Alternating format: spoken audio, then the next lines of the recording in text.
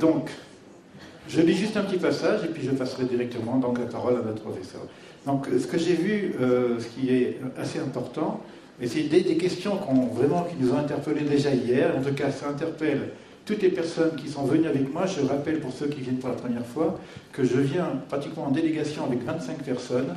25 personnes, pour la plupart non juives de France, qui viennent et qui font un voyage de 14 jours, donc de 15 jours, 4 jours au désert, 5 jours à Jérusalem, ensuite on va monter à Sfat, pour justement rencontrer cette universelle du judaïsme, voir ce que le judaïsme peut apporter justement aux nations.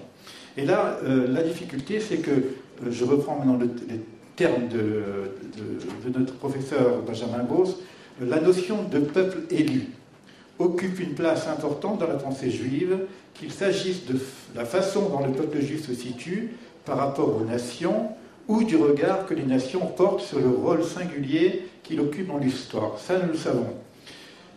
Elle a valu au judaïsme une tenace réfutation de particularisme et aux juifs bien des sarcasmes.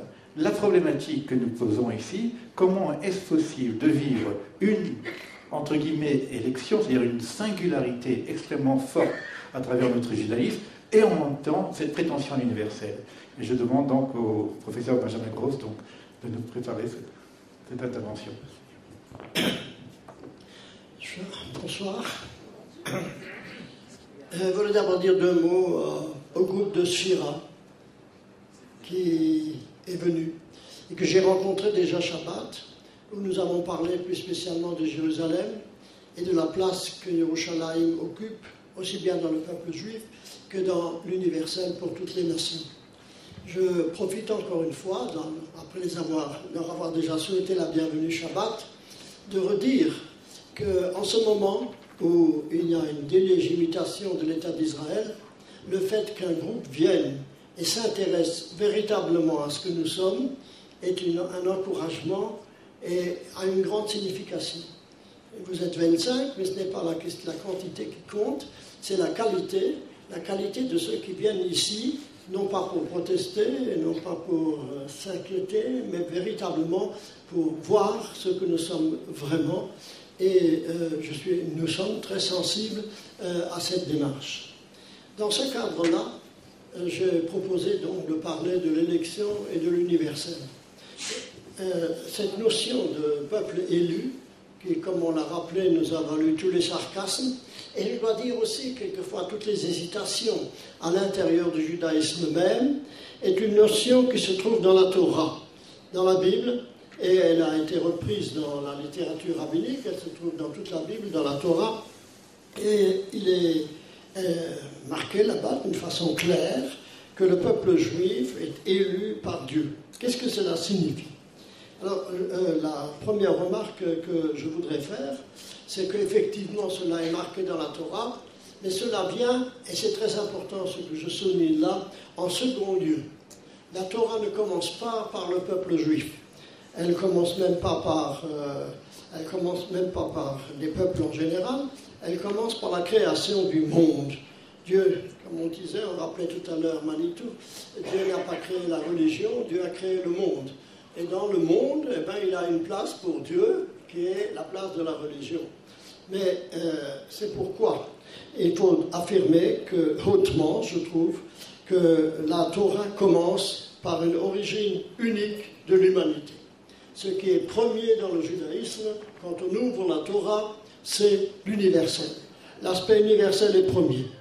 Et même après, lorsqu'il y a une division dans les nations, 70 nations, Israël n'est pas mentionné parmi ces 70 nations après le déluge. Le peuple d'Israël, c'est ce que je voudrais souligner, n'apparaît dans l'histoire qu'à la suite de la sortie d'Égypte. Donc la vision biblique est d'abord universelle. Et c'est dans cet universel qu'émerge ensuite et progressivement la figure du premier hébreu Abraham, et ensuite de sa famille, et enfin du peuple d'Israël. Qu'est-ce que cela signifie?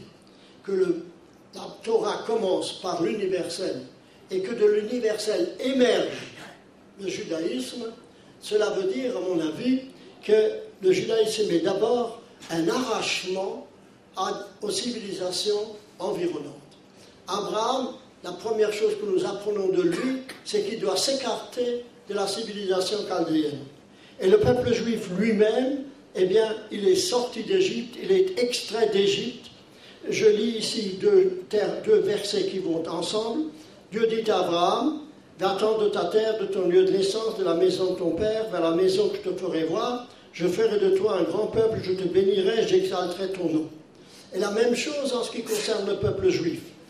Moshe Rabbeinu le rappelle avant de mourir, Dieu a-t-il tenté de venir prendre pour lui un peuple au milieu d'un peuple, comme tout ce qu'a fait pour vous l'Éternel votre Dieu en Égypte.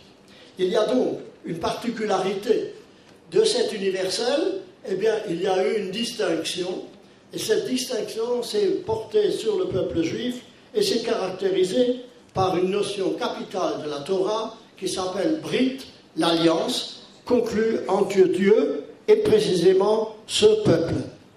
Je voudrais rappeler ici, avec toute la force nécessaire, la manière dont Moshe Rabbeinu présente cette distinction. Et vous la connaissez, mais je la rappelle. Maintenant, si vous entendez ma voix et gardez mon alliance, vous serez pour moi en prédilection, Sgoula, plus que tous les peuples. Et le verset ajoute, car toute la terre est mienne. C'est quand même quelque chose de caractéristique, qu'au moment où on affirme l'alliance particulière, elle est justifiée, elle est motivée par Dieu, car toute la terre est mienne. C'est-à-dire que l'alliance avec Israël a en premier lieu, et pour l'essentiel, un but universel, car toute la terre est à moi. Donc c'est l'amour divin pour un peuple, mais pour un peuple particulier, à cause de l'universel. Et donc cette élection ne se justifie que sur la base de la création, d'un projet de la création, et elle engage effectivement les partenaires, Dieu et le peuple juif, dans une histoire à travailler ensemble à un projet.